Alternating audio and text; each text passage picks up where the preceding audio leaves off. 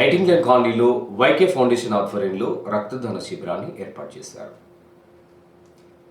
ఈ మేరకు ఐటింగ్లైన్ colony main shopping complex ఆవరణలో వైకే ఫౌండేషన్ అధ్యక్షులు కణం సురేష్ ఆధ్వర్యంలో నిర్వహించినటువంటి రక్తదాన శిబిరానికి ముఖ్య అతిథిగా ఆర్జీ2 SO2 GM బాణుతు రాముడు హాజరై మాట్లాడారు.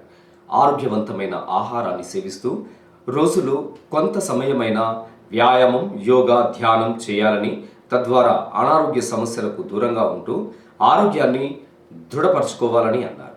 అలాగే సందర్భంగా అనేక మార్లు రక్తదానం చేసిన వైకే ఫౌండేషన్ అధ్యక్షులు సురేష్ను వారి బృందాన్ని అభినందించి సన్మానించారు. రైట్, మనిషి ఆరోగ్యంగా ఉండాలంటే రోజుకు 2500 క్యాలరీస్ ఉన్న ఫుడ్ తీసుకోవాలి. తెలుసా? 2500 క్యాలరీస్ ఫుడ్ తీసుకుంటే ప్రతిరోజు మనిషి ఆరోగ్యంగా ఉంటాడు.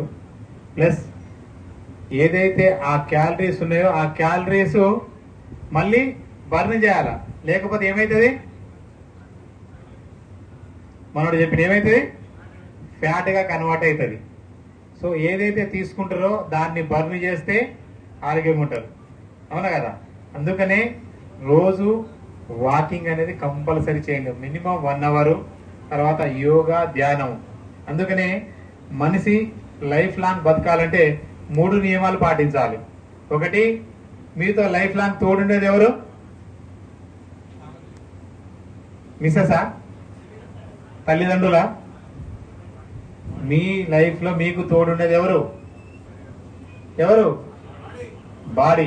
ఈ బాడీ ఆరోగ్యంగా ఉండాలి ఏం చేయాలి? ఎస్, వ్యాయామం చేయాలా, అంతే కదా? సో బాడీతో పాటు ఇంకేముంటుంది? మనసు. మనసు ఆరోగ్యంగా ఉండాలంటే ఏం చేయాలి? ఏం చేయాల్సిన అవసరం లేదు. ఖాళీగా మనోడు అన్నట్టు ధ్యానం చేయాలి. ఖాళీ కూర్చోవాలా ఒక పావు గంట. అంటే మీ ఏజ్ సరిపడంత ధ్యానం చేయాలి. ఇప్పుడు నా ఏజ్ 52, 50 నిమిషాలు ధ్యానం చేయాలి. ఓకేనా? ఇంకోటి, మీరు ఆరోగ్యంగా ఉండాలంటే మీరు పుట్టిన కానించి ఎండు దాకా ఒక పంపు నడుస్తుంటది. ఏం పంపు అది?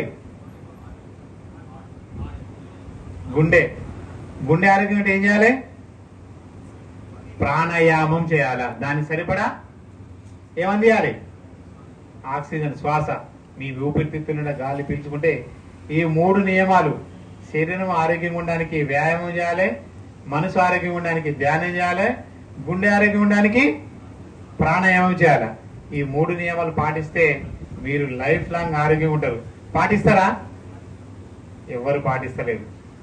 పాటిస్తే గట్టిగా చప్పట్లు కూడా చెప్పండి. Thank you. ఎందుకంటే మనం ఆరోగ్యంగా ఉంటేనే ఏ కార్యక్రమం స్టార్ట్ అవుతుంది. కాబట్టి ఆరోగ్యం మహాభాగ్యం అని మన పెద్దలు ఊరికే చెప్పలేదు.